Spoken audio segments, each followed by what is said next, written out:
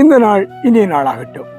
சங்கீதம் 33 அதிகாரம் 12 வசனம் இப்படியாய் சொல்லுகிறது: கர்த்தரை தங்களுக்கு தெய்வமாக கொண்ட ஜாதியும் அவர் தமக்கு சுதந்திரமாக தெரிந்து கொண்ட ஜனமும் பாக்கியம் உள்ளது. இதை கேட்டுக்கொண்டிருக்கிற அருமையான தெய்வ பிள்ளைகளே, நீங்கள் தெரிந்து கொள்ளப்பட்டவர்கள். You are chosen people. நீங்க பாக்கியம் உள்ளவர்கள். பாக்கியம் உள்ளவர்களாகிய நாம இந்த உலகத்தின் காரியங்களுக்காக ஒன்றுக்கும் கவலைப்பட வேண்டிய தேவையே கிடையாது. ஆனால் நாம் தெரிந்து கொள்ளப்பட்ட சந்ததி என்பதை மறந்து உலகத்தின் காரியங்களுக்காக நாம் அழுது கொண்டு இருக்கிறோம். யார் எனக்கு உதவி செய்வார் என்று சொல்லி தேடிக்கொண்டிருக்கிறோம்.